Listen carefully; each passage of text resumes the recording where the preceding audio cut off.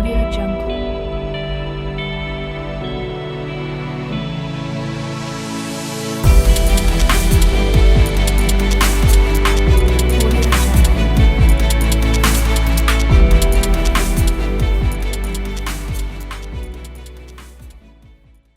A continuación vamos a presentar al doctor Santiago Cadena. Doctor Santiago Cadena, buenos días, buenas tardes, bienvenido. El doctor Santiago nos hablará sobre el uso de los biológicos en asma. El doctor Santiago es médico neumólogo tratante del Servicio de Neumología del Hospital Carlos Andrade Marín. Por concurso también es docente de pre y postgrado de la Facultad de Medicina de la Universidad Central del Ecuador. Spats Present de la Sociedad Ecuatoriana de Neumología y miembro activo. Gracias, doctor Santiago. Buenas tardes con todos. Bueno, para mí es un verdadero placer estar compartiendo con los conocidos, con los amigos, con los colegas, vivencias y situaciones que desgraciadamente en razón de la pandemia tenemos que hacerlas ahora virtualmente. Pero bueno, en todo caso, siempre es una situación interesante y agradezco a la sociedad por esta invitación y por esta oportunidad que se me ha dado.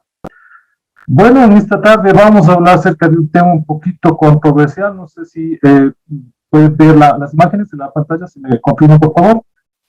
Sí se observa, doctor. Ya, correcto. Entonces vamos a comenzar con el tema biológicos en asma. ¿Cuál es la situación actual?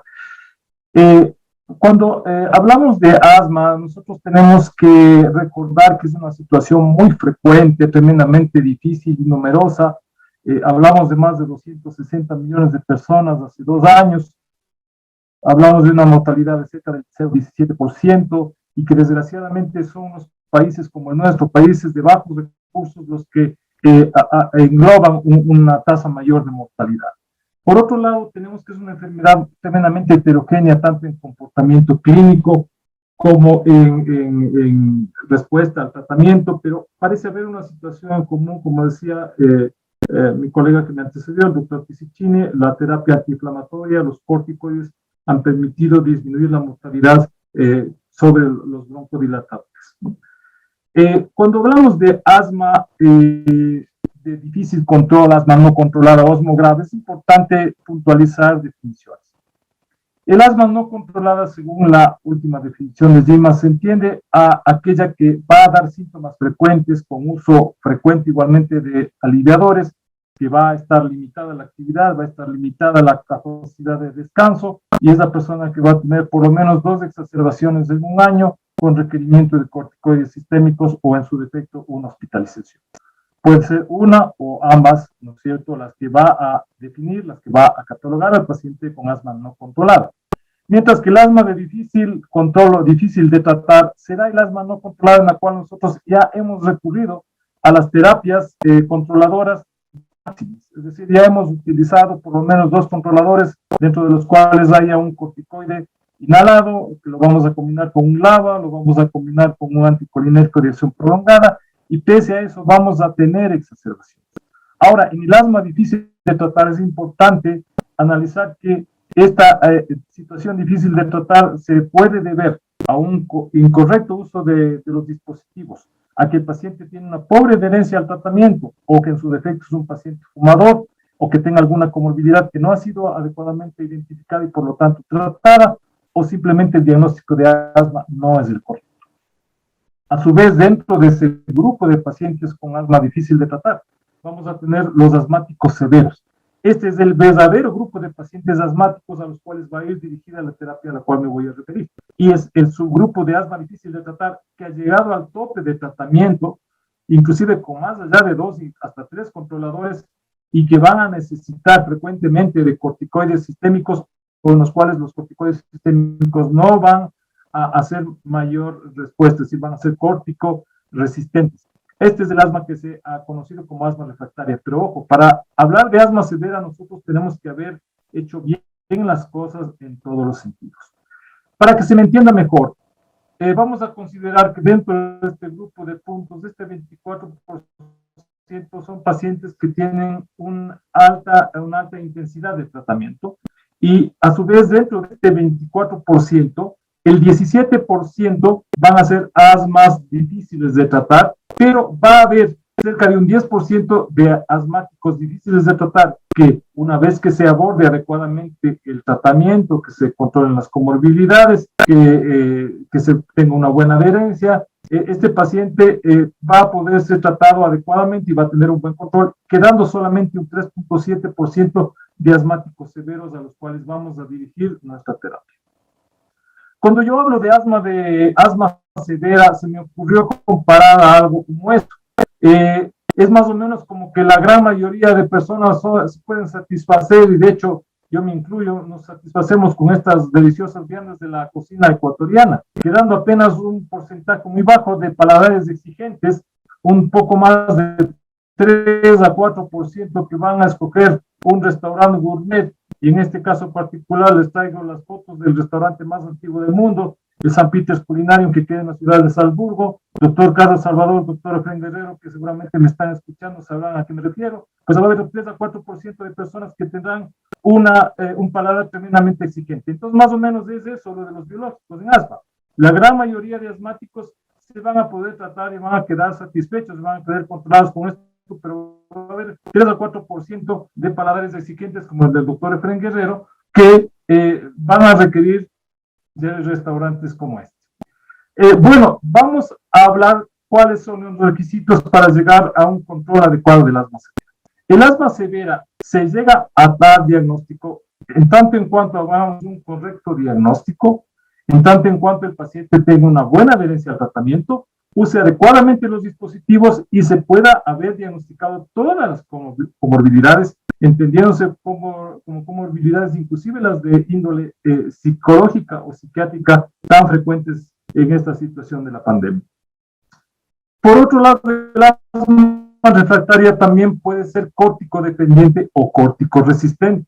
Córtico-dependiente, el paciente asmático que va a necesitar el uso de corticoides sistémicos para poder controlar sus síntomas, para poder controlar su enfermedad, mientras que el córtico-resistente será el asmático que va a tener una función pulmonar deteriorada y en el cual aplicaremos la clásica y la ya conocida prueba de Brompton, en la cual por 2 semanas vamos a administrar dosis de 40 miligramos de prednisona, tratando de demostrar una mejoría del 15% del BEPO. Estos serán los córticos resistentes y que también van a estar incluidos dentro de los asmáticos potenciales para recibir tratamiento biológico.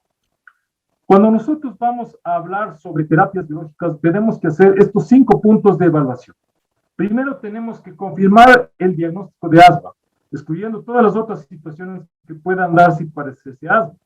Tenemos que ubicar al paciente en un correcto escalonamiento dentro de la severidad y en base a eso aplicar el tratamiento correcto.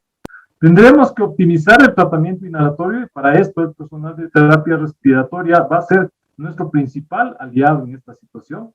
Pero por otro lado también, como decíamos hace un momento, tenemos que identificar las comorbilidades. Y comorbilidades hay algunas situaciones como por ejemplo valorar obesidad, valorar problemas sociales. Es posible que el paciente esté preocupado por situaciones conyugales, por problemas con los hijos, por problemas que el seguro privado no le cubre su patología o simplemente que tiene un estrés emocional de otra índole. Esta comorbilidad también es significativa para cubrirse adecuadamente antes de que este paciente se considere como potencialmente beneficiario de esta terapia biológica. Y por último, los desencadenantes ambientales. Igual, el tabaquismo, por ejemplo, se ha reforzado mucho gracias al encierro, gracias a la pandemia. Dentro de lo que es asma grave, es importante, ya la doctora Sally Wenzel hace unos años identificó muchos fenotipos, pero dentro del asma grave vamos a destacar 4 fenotipos importantes.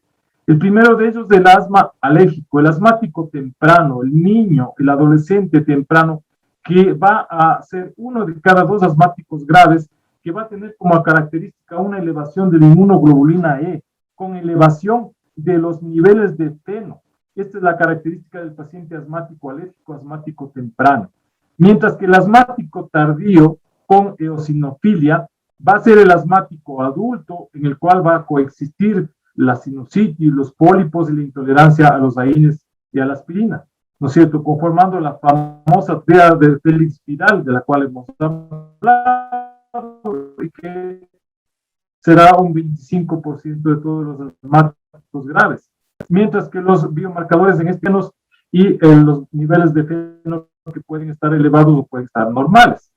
Un tercer fenotipo será el asmático obeso y preferentemente las mujeres, en las cuales vamos a tener como marcadores principales la situación hormonal, el estrés oxidativo, los niveles de feno van a ser normales en este grupo de pacientes, para dejar finalmente el último fenotipo a la famosa asma neutrofílica, en la cual no es el eosinófilo, no es la IgE, la mediadora, sino el maléfico de la película es el neutrófilo, ¿no es cierto?, con activador de otro tipo de interleuquinas como la interleuquina 8, que pueden coexistir con otro tipo de patología respiratoria.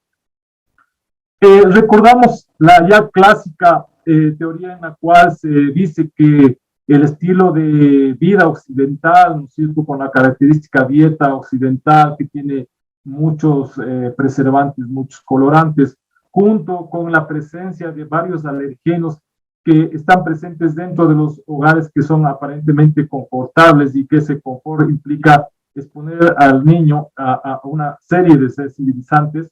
Por otro lado, el uso indiscriminado de antibióticos y finalmente el hecho de vivir en un medio citadino parecería romper este equilibrio entre los linfocitos TH1 y los TH2, generando de esta manera una reacción inflamatoria, estimulando a otras células como linfocitos B y como eosinófilos a producir IgE en el caso del linfocito B, y en el caso del eosinófilo desencadenar la respuesta atópica, que van a ser justamente los dos mecanismos que van a actuar en la gran mayoría de pacientes con asma grave.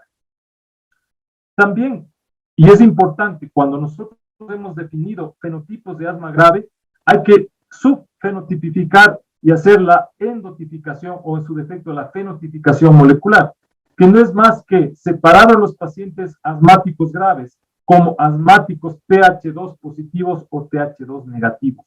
Los TH2 positivos serán los tempranos o los tardíos, entendiéndose los tempranos a los atópicos, a los cuales me había referido anteriormente, que van a ser mediados por IgE, mientras que los TH2 tardíos serán los asmáticos eosinofílicos, dejando finalmente el último fenotipo a los TH2 bajos, aquellos que no van a tener ni IgE ni eosinofilia, quedando el neutrófilo como el malo de la película. Entonces, esto es importante considerar. Dentro de estos tres subgrupos, van a ser estos dos grupos, los TH2 tempranos y los tardíos, los que se van a beneficiar de las nuevas terapias biológicas. Cuando hablo de anticuerpos monoclonales, siempre me quiero referir, nunca debo dejar pasar, a hacer un homenaje a aquellos colegas nuestros que trabajaron incansablemente para lograr estos grandes logros dentro de la medicina, y quiero referirme puntualmente a un eminente argentino ya fallecido, el doctor César Misten, el más pequeño de los tres que fue homenajeado en el año de 1984 con el Premio Nobel de Medicina. Compartió este Premio Nobel con su compañero de investigaciones, el doctor George Kohler, un alemán, y también fue galardonado con el Premio Nobel de Medicina otro investigador que contribuyó mucho para los anticuerpos monoclonales, el doctor Nils Young. Pero me quiero referir un poquito al doctor César Misten, con una personalidad más bien huraña, una persona reservada, una persona muy sencilla que se dedicaba a trabajar en su laboratorio y se convierte con un ejemplo para las generaciones futuras.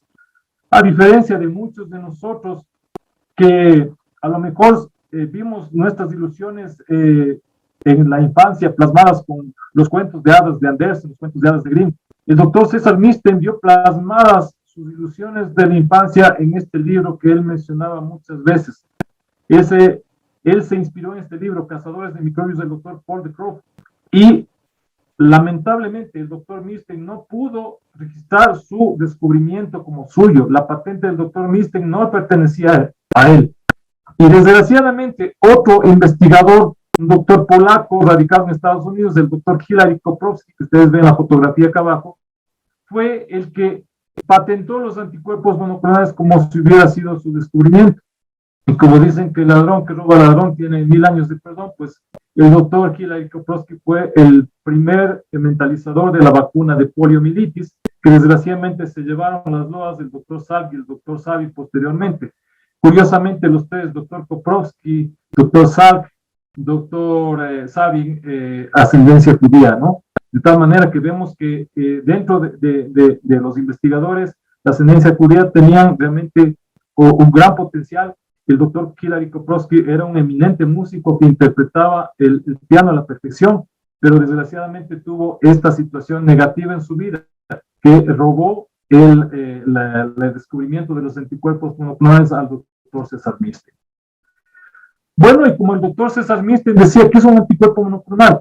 Es una sustancia que va a reconocer específicamente la parte de un determinado antígeno, y esto va a ser producido, va a ser preparado en base a un clon de linfocitos B, ¿no es cierto? Que inicialmente cuando se descubrió esto se utilizó células de mieloma. Milstein decía que el anticuerpo monoclonal es más o menos como si tuviéramos un imán muy potente que logra identificar la aguja en el pajar. Y la gran ventaja es que el anticuerpo monoclonal tiene una serie de aplicaciones médicas, comenzando desde tratamiento de infecciones virales, tratamiento de cánceres, tratamiento de procesos inflamatorios autoinmunes y una serie de otras aplicaciones. Entonces, los anticuerpos monoclonales se convierten en una serie de dispositivos biológicos para tratar un sinnúmero de enfermedades.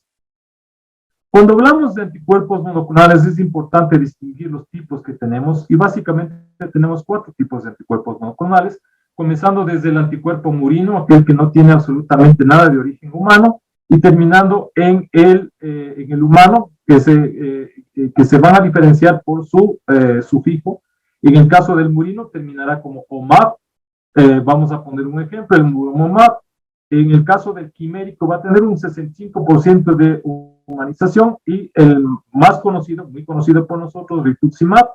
En el caso del humanizado vamos a tener un 90% de componente humano, y aquí tenemos el Omalizumab, por ejemplo, y dentro del totalmente humano tenemos el Dupilumab, que vamos a hablar más adelante. Los marcadores de seguimiento en el asma grave, es importante considerarlos. Las herramientas que vamos a tener para poder seguir a estos pacientes con asma grave: cuestionarios de control de asma validados. Esto es muy importante. Segundo, vamos a monitorizar las exacerbaciones. Vamos a realizar sistemáticamente espirometrías simples y postbroncodilatadores. Vamos a aplicar un adecuado un seguimiento de la receta, que el paciente cumpla la receta y que haga efectivamente el dispositivo inhalado que le hemos prescrito. Vamos a hacer medición de feno en los casos en los cuales esté indicado. Vamos a hacer un monitoreo también de los eosinófilos, tanto en sangre periférica como en esputo, y también vamos a hacer una determinación de la IgE libre. Pero ojo, los biomarcadores que se miden en el asma grave deberán hacerse idealmente en condiciones basales y en lo posible sin el concurso de corticoides sistémicos, o con la menor dosis posible de ellos. ¿Por qué razón? Porque los corticoides sistémicos nos van a dar problemas en cuanto a los valores, van a bajar estos biomarcadores.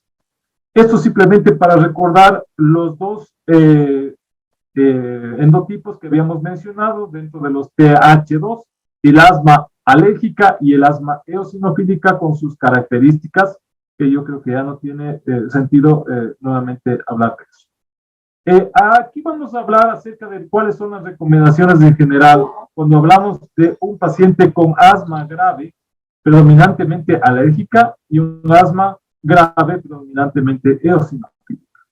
En el caso del asma atópica, que es mediada por IgE, ¿cierto? Y que constituye el 60% de todas las asmas graves, el tratamiento recomendado va a ser terapia anti-IgE.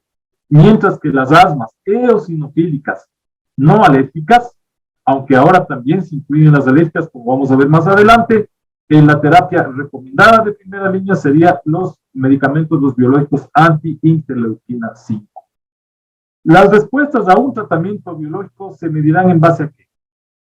Se medirán en base a la mejoría de la puntuación en el ACT, por lo menos de 3 puntos del valor basal. Va a haber una disminución o ausencia de ingresos hospitalarios y visitas no programadas a emergencias. Las exacerbaciones por lo menos deberán bajar en un 50%, así como la dosis del corticoide sistémico, que por lo menos debería bajar un 50%, para catalogar una adecuada respuesta al biológico. Por otro lado, se dice que el paciente con un asma severa debe tener un seguimiento mínimo de 6 meses para poder considerar una terapia biológica. No es que el paciente asmático severo llega a nuestras manos y al día siguiente le estamos prescribiendo biológico. Eso es importante considerar. Dentro de los fármacos, de los anticuerpos monoclonales, vamos a comenzar con los anti-IgE. Igualmente quiero hacer un homenaje a los esposos Ichizaka, que fueron los descubridores de la IgE que nos ocupa ahora, y los anticuerpos anti-IgE, dentro de los cuales tenemos al prototipo, al iniciador de todo este grupo de fármacos, los biológicos para el asma, tenemos al omalizumab, y que van a funcionar simplemente uniéndose a la IgE para evitar que la IgE se una a su receptor específico de alfa afinidad, bloqueando de esta manera la generación de mediadores de inflamación y todas las citoquinas PH2. El omalizumab tiene en el mercado mucho tiempo. En el 2003 se aprobó por la FDA, 2 años más tarde fue aprobado por la EMEA, de tal manera que por lo menos tiene 18 años de experiencia en el mercado. La indicación es para los niños a partir de los 6 años y adultos con una función pulmonar disminuida y que tengan niveles de IgE por lo menos de 30 hasta 1500 unidades. No se recomienda usar omalizumab en pacientes que tengan una IgE demasiado elevada, más allá de 1500, así como tampoco estarían indicados para pacientes con asma grave que tengan una IgE por debajo de 30. Los estudios clínicos en asma severa con omalizumab pues nos han demostrado que el omalizumab ha logrado reducir significativamente las exacerbaciones, ha logrado disminuir la dosis de corticoides inhalados, ha logrado también disminuir los ingresos hospitalarios y los ingresos a emergencias, y por otro lado también ha logrado reducir la dosis de corticoides. De tal manera que vean ustedes, aquí tenemos una serie de estudios que todos ellos concluyen en que evidentemente se redujo las exacerbaciones en asma. Y este es el historial de estudios clínicos que tiene el omalizumab, tal vez el fármaco veterano dentro de este grupo de medicamentos. La lista de estudios clínicos es tremendamente larga, pero dentro de esos estudios clínicos, una situación que no ha logrado demostrar el omalizumab es que mejore la función pulmonar. Si bien es cierto, en este estudio de Cochrane, con 25 estudios clínicos que se incluyeron en 2014, logró demostrar que había una disminución de las exacerbaciones, que bajaba el uso de corticoides sistémicos, que las hospitalizaciones también se reducían, pero no logró demostrar, y este es tal vez el talón de Aquiles del omalizumab, no hay una consistencia dentro de la mejoría de la función pulmonar, lo cual lo convierte en un fármaco que tuviera tal vez este tipo de situación que sería incompleto como para poder tener los resultados óptimos en el paciente. Como puntos claves, el omalizumab, una vez que se administra, deberá hacerse una evaluación con el paciente a los 4 y a los 6 meses. Importante, no se ha establecido hasta cuánto tiempo haya que usar el omalizumab, pero lo que sí se recomienda es que cuando hay una respuesta, eso tiene que mantenerse indefinidamente. La dosis que se utiliza habitualmente de omalizumab dependerá de los niveles de IgE y también dependerá del peso corporal del paciente, pero llegará a un tope de 600 miligramos, recomendándose una administración mensual, a no ser que la dosis sobrepase los 300 miligramos. En tal caso va a haber que fraccionar en 2 administraciones al mes, esto es cada 15 días. La gran ventaja del omalizumab es que se puede administrar por vía subcutánea, se recomienda que sea administrado por personal previamente entrenado. Y bueno, vamos a seguir con otro tipo de terapias biológicas. Tenemos los biológicos anti-interleuquina 5. ¿Por qué es importante la interleuquina 5 en el asma? Porque la interleuquina 5 va a ser la que va a permitir la supervivencia del eosinófilo y por lo tanto la perennización de la cascada inflamatoria. ¿Qué pasó cuando se empezó a investigar con los anti-interleuquina 5? Se vio que los resultados eran tremendamente malos, no había mayor diferencia con el placebo. Pero al ponerse a analizar subgrupos, encontraron que dentro de los subgrupos que tenían niveles bastante elevados de eosinófilos de sangre periférica, se producía una disminución importante de la cuenta de eosinófilos esto traduciéndose con mejorías y con sustancial mejoría clínica.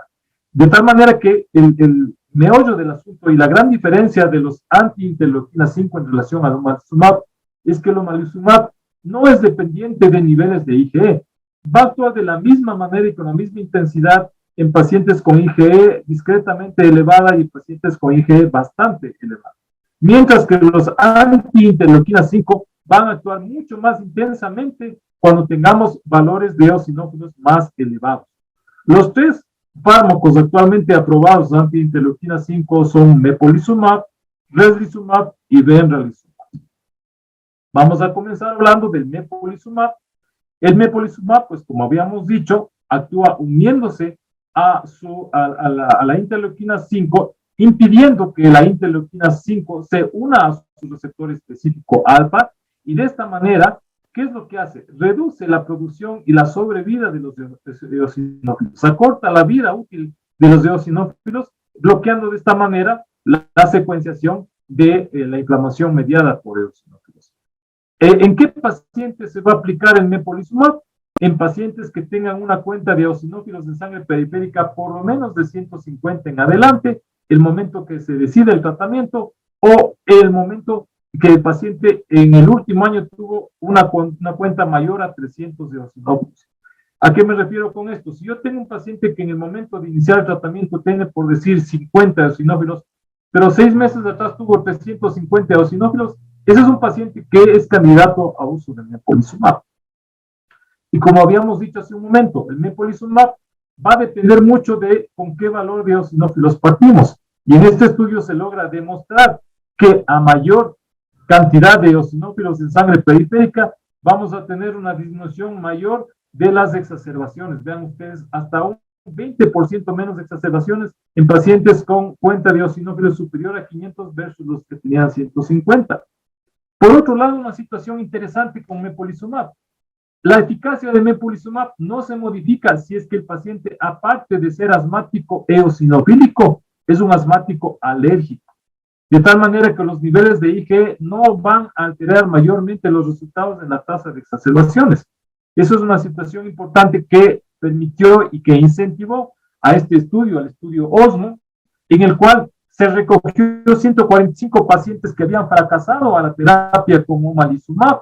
¿Y qué es lo que se logró con los pacientes que fracasaron al omalizumab y siguieron con mepolizumab? Vean ustedes, a la cuarta semana se tuvo una mejoría en el ACQ, es decir, en el control de asma.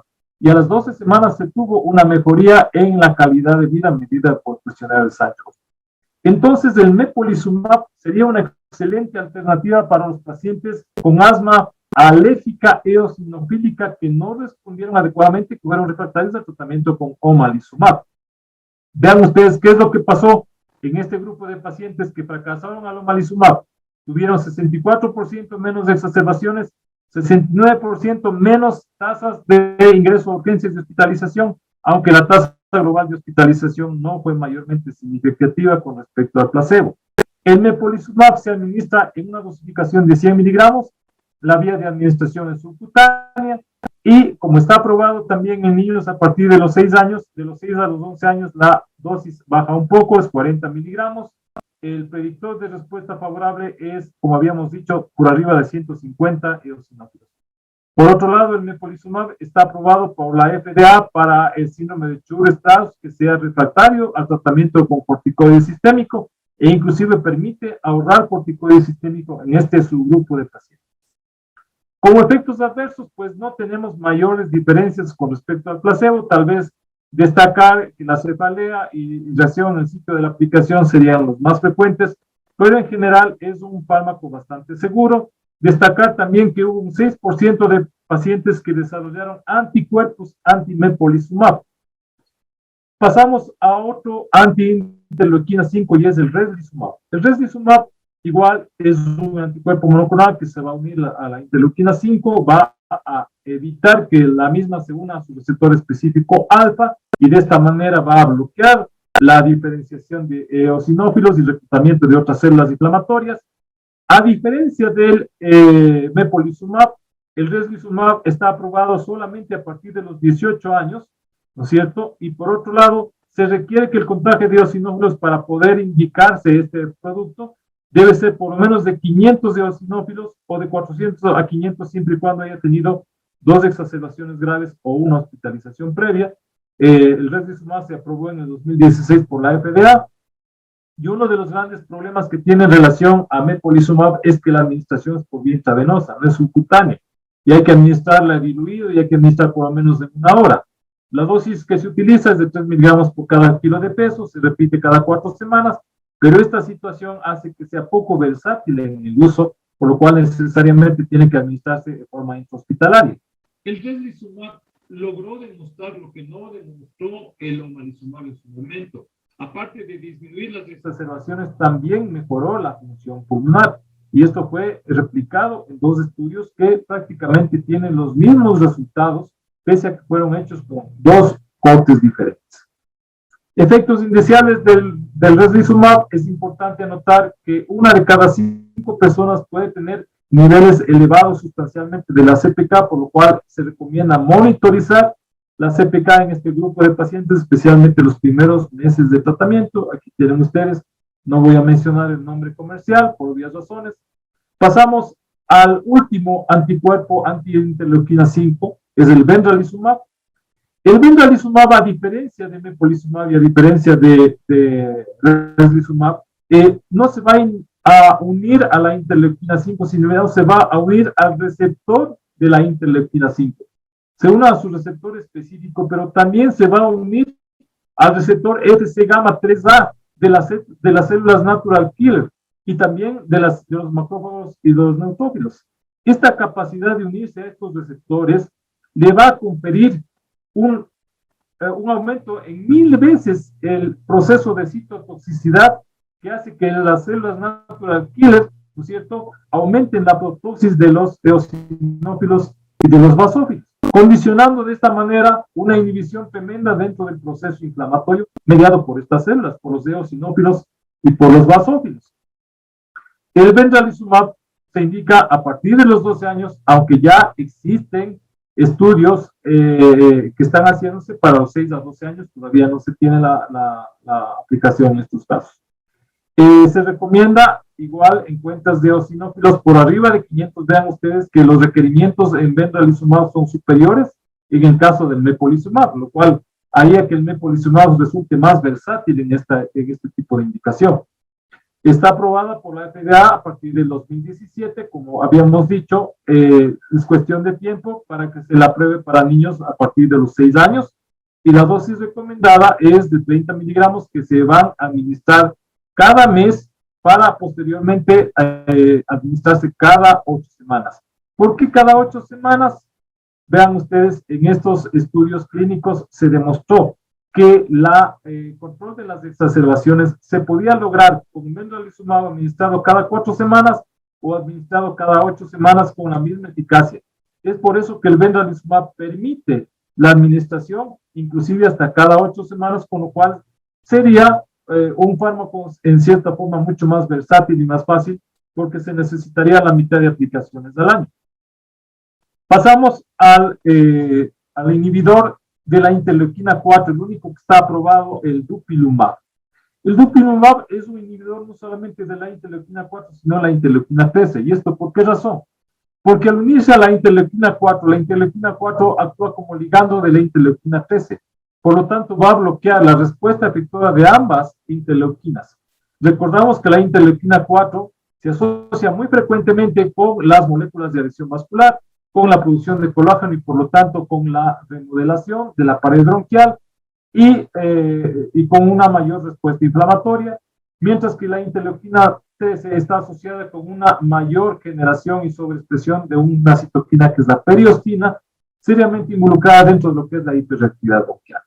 Esto ha sido demostrado con medición de biomarcadores, como es el caso de una disminución sustancial de la IgE y del FeNO en los pacientes que han recibido dupilumab, de tal manera que se demuestra el efecto sobre la interleuquina 4 y también indirectamente sobre la interleuquina 3.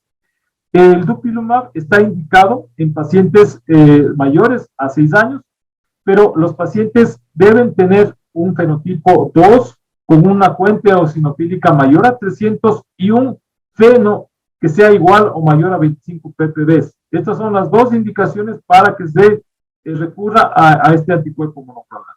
Está aprobado desde el 2018 como medicamento antiasmático para el asma severa por la FDA, pero ya se había aprobado un año antes para el manejo de la dermatitis atópica. Y en julio de este año se extendió la aprobación y ya está aprobado para niños a partir de los 6 años, a partir del mes de julio de este año. La dosis a usarse es 400 miligramos inicialmente, seguida de 200 miligramos que se va a utilizar cada 2 semanas, a no ser que el paciente sea córtico dependiente o córtico resistente o que tenga dermatitis alérgica. En tal caso, la dosis a usarse va a ser 300 miligramos cada 2 semanas. Como efectos indeseables tenemos aquellos como el caso de la reacción de la inyección, conjuntivitis, blefaritis, que son realmente muy bajos en cuanto a incidencia. También el dupilumab puede producir la generación de anticuerpos anti-dupilumab, pero esto no tiene mayor traducción clínica, no es de mayor importancia. En estos estudios clínicos, también el dupilumab logra demostrar lo que no demostró el omalizumab, mejoría de la función pulmonar a las 52 semanas, pero también una reducción sustancial de los corticoides sistémicos. Existen varias moléculas que se quedaron en el camino, lamentablemente. Debo mencionar el pitaquindra, el ibriximab, que se están utilizando para otras cosas. Han sido aprobados en el caso del ibriximab, por ejemplo, está aprobado para dermatitis atópica, pero todos estos fármacos han quedado descontinuados y ya no se están investigando para asma porque no lograron demostrar en estudios fase 3 cuál era el objetivo principal, control del asma tarde. Hasta este punto hemos hablado tal vez de los gestores del proceso inflamatorio en asma y parece ser que nos hemos olvidado de que dentro de cualquier proceso inflamatorio va a haber una mente superior que es la que va a comandar toda esta respuesta inflamatoria. Y me quiero referir puntualmente a esta sustancia que yo estoy seguro de que de aquí en adelante se le va a mencionar mucho más de lo que se ha oído hasta ahora, la linfopoietina estromal química. La linfopoietina estromal química, ¿qué es? Es una especie de organizador de la respuesta inflamatoria que se conoce vulgarmente como una alarmina. Esta alarmina es generada a nivel del epitelio bronquial del paciente asmático y, por lo tanto, este nuevo anticuerpo monoclonal que dará mucho que hablar de aquí en adelante. El tezepelumab se une específicamente a la linfopoietina estromal química. Como habíamos dicho, la linfopoietina estromal química se convierte en un verdadero orquestador, en un verdadero director de orquesta, en un verdadero jefe de la mafia, que va a comandar la inflamación, y no solamente la inflamación eosinofílica, la inflamación neutrofílica, la inflamación de linfocitos B, mediadores de la IgE, ¿no es cierto? De tal manera que hablar de linfopoietina estromal química es hablar de un nuevo concepto, de un nuevo entendimiento de cómo se da el asma grave y cómo se puede bloquear el asma grave. En la década de los 40, en Estados Unidos, los migrantes de Sicilia establecieron las famosas familias, y aquí tenemos una de las familias del Carlo Gambino. Así como había Carlo Gambino, había el Vito Genovese, Álvaro Anastasia, Frank Costello y muchas otras familias de capos, ¿no es cierto? Pero, ¿cuál era la característica de esta familia de capos? Que los efectores de las familias, de estas familias de capos, muchas veces no sabían a quién servían y solamente eran estos cercanos, ¿no es cierto? El famoso consigliere, que era la mano derecha del capo, el que le conocía directamente, mientras que estos otros simplemente recibían órdenes. ¿A qué traigo a colación esta situación dentro del asma grave? Que parece ser que nosotros dentro del asma grave hemos estado atacando aquí a este grupo de soldados, mientras que parece ser que la realidad es esta. Nosotros pusimos en el banquillo de los acusados, le pusimos al eosinófilo, le pusimos a la célula D que generaba la IgE, y también le pusimos como malo de la película neutrófilo en las gorditas adultas que desarrollaban asma. Y total que resulta que el malo de la película, el que comanda las tres reacciones inflamatorias y que yo le llamo el caput di tutti capi del asma severa, es la linfopoietina estromal química. La linfopoietina estromal tímica va a bloquear la reacción alérgica, va a bloquear la inflamación eosinofílica y va a bloquear la inflamación neutrófílica cuando es inhibida por el efecto de un anticuerpo monoclonal, como es el caso del tezepelumab. Sí, de tal manera que, vean ustedes, yo estaba buscando inhibir a estos niveles. Bloqueaba la interleuquina 5, por aquí bloqueaba la IgE, vino el dupilumab y estaba bloqueando por ahí la interleuquina 4, ¿no es cierto? Entonces estaba tratando de matar a los soldados y me estaba olvidando del capo di tutti capi, que es el que está comandando las 3 reacciones inflamatorias. En otras palabras, si yo hablo de tezepelumab, hablo de que el paciente con asma grave, TH2 temprano, como es el caso de este paciente, ¿no es cierto? Paciente con asma alérgica, TH2 tardío, como es el paciente con asma eosinofílica, y asma TH2 negativo, que es el asma neutrofílica, se van a beneficiar todos ellos del uso del tezepelumab. Aquí tenemos una serie de estudios en base a los cuales el tezepelumab está ya en vías de aprobarse por la FDA, entró en julio de este año a estudio y se considera que en pocos meses ya va a salir su aprobación. Vean ustedes que tenemos que una dosis de 70 miligramos subcutáneos administrada cada 4 semanas es similar en eficacia a una dosis mayor como de 210 o 280 miligramos para controlar las exacerbaciones de asma. Por otro lado, los niveles de feno se pueden controlar y bajan sustancialmente, ¿no es cierto?, en los pacientes que tengan asma alérgica, ¿sí? Entonces, parecería ser que el tezepelumab funciona para todo caso de asma grave. Estos son los resultados básicos del famoso estudio Navigator, que es el estudio insignia, en base al cual yo estoy seguro que la FDA en pocos meses va a dar su aprobación para el uso del tezepelumab.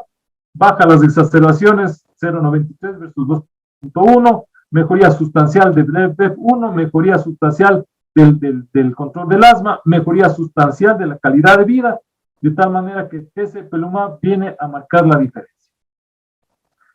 Y bueno, finalmente, para hablar de recomendaciones cuando usemos biológicos, la recomendación es hacer una determinación de IgE y hacer una determinación de eosinófilos y hacer 4 cuadrantes. Vamos a utilizar en este cuadrante en el cual estén comprendidos los pacientes asmáticos con una IgE por sobre 30 y con una eosinofilia por debajo de 300, la indicación será omalizumab. Sin embargo, aquí habría pensar si no sería el dupilumab la primera opción. Esto lo he puesto como una posibilidad. En este cuadrante de arriba, que son los pacientes con una IgE por arriba de 30 y con eosinófilos por arriba de 300, la alternativa principal sigue siendo omalizumab, que como habíamos dicho podría ser dupilumab, y como segunda opción, los fármacos anti-interleuquina 5, concretamente mepolizumab, que habíamos dicho que se puede utilizar para pacientes que fracasaron con el uso de omalizumab y pueden perfectamente recibir mepolizumab. Mientras que en estos 2 cuadrantes de acá, que son los pacientes que van a tener niveles bajos de IgE, con una cuenta baja de eosinófilos, que son los pacientes TH2 negativos y en los cuales se recomendaba que bajen de peso, la termoplasia bronquial y que le demos la citromicina como inmunomodulador, parecería ser que este grupo se va a beneficiar de tezepelumab, como habíamos dicho. Mientras que este grupo, que son los pacientes con IgE baja, pero con una gran eosinofilia, tendrían como principal indicación los anticuerpos monoclonales anti-interleuquina 5, como mepolizumab, como restizumab o como benralizumab. Para hablar sobre el algoritmo terapéutico, vamos a pasar a la segunda parte, porque la primera ya la habíamos mencionado. Pacientes con asma de TH2, vamos a identificar los que son alérgicos versus los que sean eosinofílicos.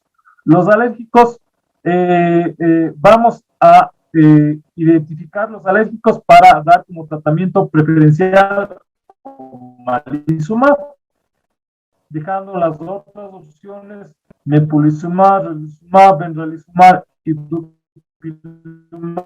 en último lugar. Pero esto del orden es básicamente dependiendo de cómo salieron, ¿no? Los pacientes no alérgicos van a recibir básicamente mepolizumab como primera opción, dejando como una segunda opción Reslizumab, benralizumab y finalmente dupilumab.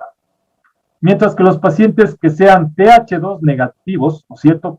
Perdón, TH2 positivos con eosinófilos bajos, van a ser básicamente tributarios de recibir omalizumab si son alérgicos, sí, y si es que no son alérgicos, van a usar mepolizumab o dupilumab. Y realmente acitromicina, bajar de precio o darles o tratamiento de termoplastia bronquial, se beneficiarían del tezepelumab, ¿no es cierto?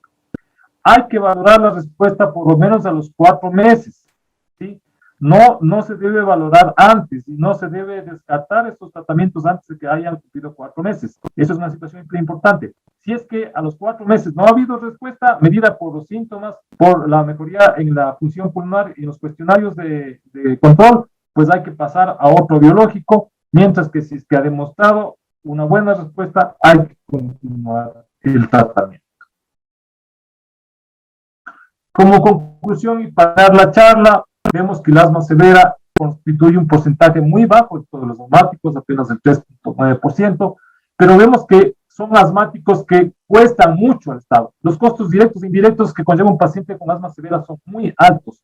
Hay pocos datos costo-beneficio de los biológicos hasta el momento. Sí existen estudios costo-beneficio que han mostrado datos a favor del uso con omalizumab y con mepolizumab. Tengo entendido que el uso de reslizumab y benralizumab resulta mucho más costoso de lo que resulta omalizumab. Omalizumab estamos hablando de un costo al año de alrededor de $9,000. No sé y desconozco cuánto saldrá con mepolizumab y los otros biológicos. Al momento hay una sola alternativa para T2 atópico, aunque el dupilumab, como habíamos dicho, sería la primera opción, mientras que hay varias para el asma eosinofílica no atópica, como es el caso del mepolizumab, el caso del reslizumab,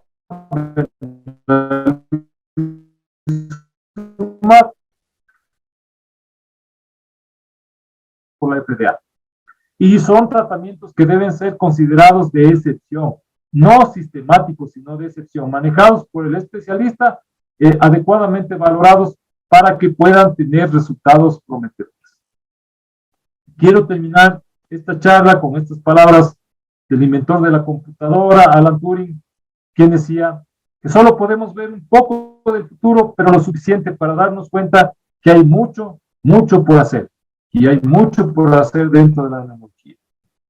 Muchas gracias y no sé si es que hay preguntas.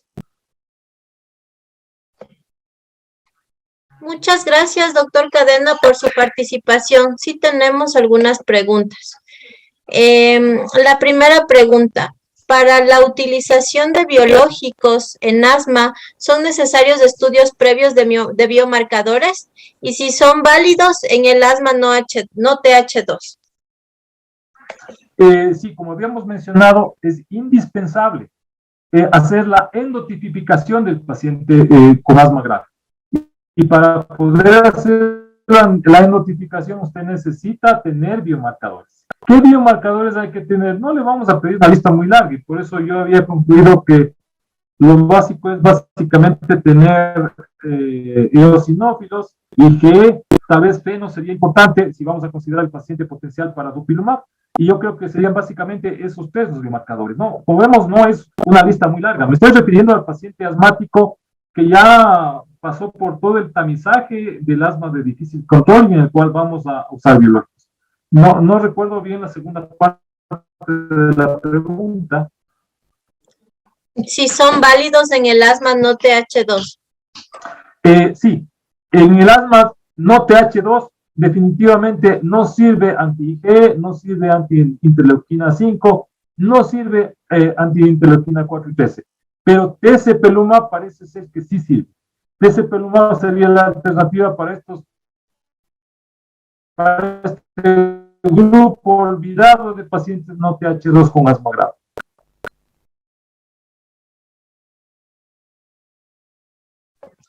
Listo. Otra pregunta. ¿En qué casos debemos añadir tiotropio en asma no controlada? Cuando se llega al escalón 4 o 5 y no vamos a tener control porque ya hemos llegado a dosis altas, dosis tope de corticoide inhalado más LABA. Entonces el paso siguiente es añadir un anticolinérgico de acción prolongada, ¿no es cierto? Por eso habíamos mencionado que en el asma grave ya nosotros nos hemos consumido todos esos recursos. De tal manera que si usted no tiene un control adecuado en paciente asmático y ya quemó los cartuchos a tope de dosis de corticoide y LABA, el siguiente paso es asociar un anticolinérgico. Ahora, por otro lado, recordemos que podemos tener pacientes con asma córtico resistente. Si estamos frente a un paciente con asma córtico resistente, ¿no es cierto? Hacemos la prueba de Brompton, si concluimos que el paciente es córtico resistente, de repente ese paciente se beneficiaría de una inclusión más temprana del anticolinérgico de acción prolongada del tiotropio como una combinación junto con el beta-2 de acción prolongada.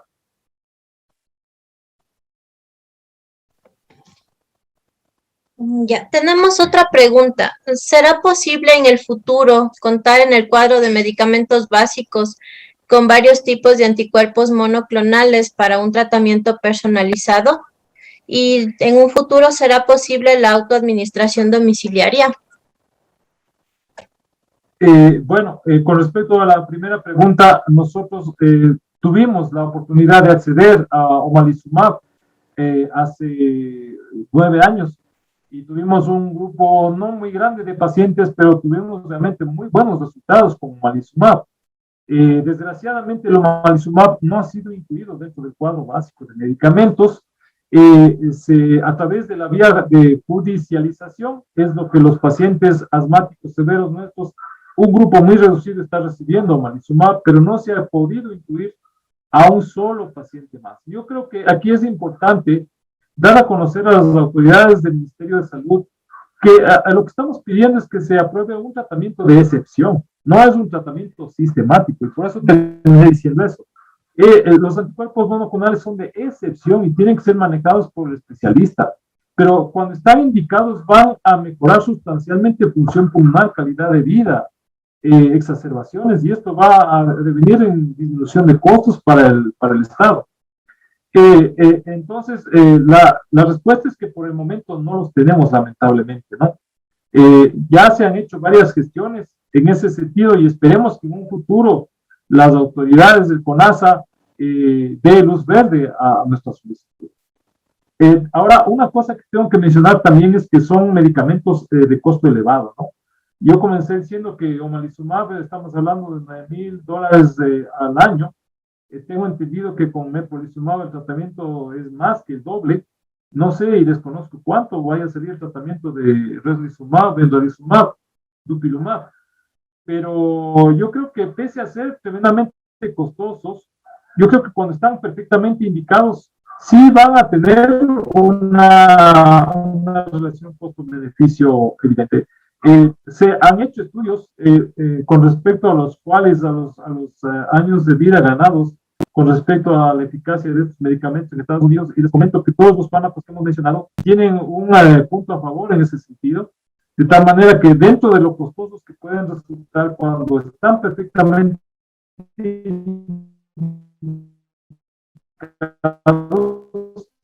sí son costos-beneficio. Pregunta de Byron que dice si dupilumab funcionaría mejor en el asma y poliposis nasal. Bueno, o sea, hay fármacos que están aprobados también para la poliposis nasosinusal y para la dermatitis atópica. En el caso de dupilumab, voy a lo que había conversado con respecto a la indicación de dupilumab. O sea, el dupilumab funcionaría si tenemos cuenta de eosinófilos alta, por arriba de 300, y un feno elevado. Si tenemos un feno de 25 o más, funcionaría perfecto, ¿no? De tal manera que la ventaja, tal vez, sería que este grupo de pacientes, como habíamos mencionado, estarían incluidos también los pacientes atópicos. El paciente con poliposis nasosinusal, estaríamos hablando más del paciente con asma eosinofílica.